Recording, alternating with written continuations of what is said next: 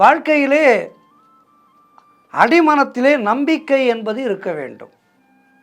நம்பிக்கை, நாம் உயர்வோம், நாம் ஒரு நல்ல நிலைக்கு வருவோம் என்கின்ற ஆழ்ந்த நம்பிக்கையானது ஒருவனுக்கு இருந்து விட்டால் அவனுக்கு எப்படிப்பட்ட துன்பம் வந்தாலும் அந்த துன்பத்தை அவன் அந்த நம்பிக்கையினாலே கடந்து விடுவான்.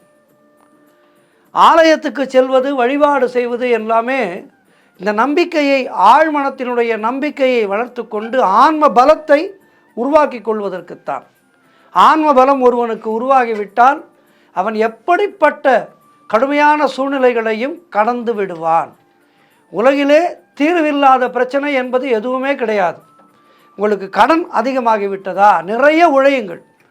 உழைக்க உழைக்க அந்த பலன் நமக்கு சேர்ந்து அந்த பலனினாலே நம்முடைய பணம் கிடைத்து நம்முடைய கடனானது அடைந்துவிடும். கடன் அதிகமாகிவிட்டதே என்று கன்னத்திலே கை வைத்து கொண்டு வீட்டிலே முடங்கிவிட்டால் உழைப்பு போய்விடும், உழைப்பால் வருகின்ற வருமானம் போய்விடும், அவமானம் வரும். ஆகவே கடன் உங்களுக்கு அதிகமாகிவிட்டதா, அந்த அந்த எண்ணத்தை துளை தெரிந்து விடுங்கள். இது நமக்கு கிடைத்திருக்கின்ற மிகப்பெரிய வாய்ப்பு.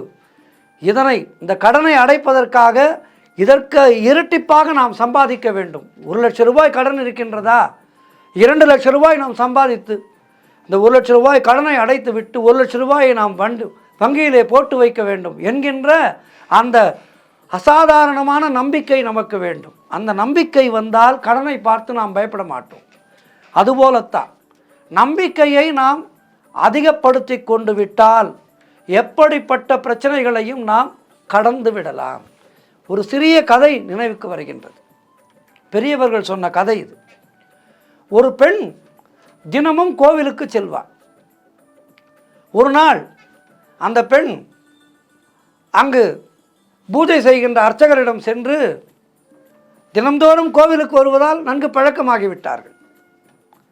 அந்த அர்ச்சகரிடம் சென்று அந்த பெண் சொன்னால், ஐயா, இனி நான் கோவிலுக்கு வரமாட்டேன் என்று. அர்ச்சகர் கேட்டார், ஏனம்மா, ஏன் இப்படி சொல்கின்றாய் என்று கேட்டார்.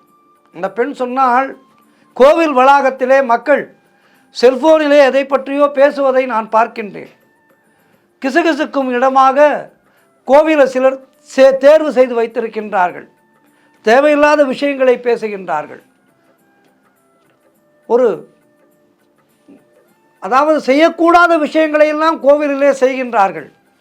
இவற்றை பார்க்கும்போது எனக்கு கஷ்டமாக இருக்கின்றது.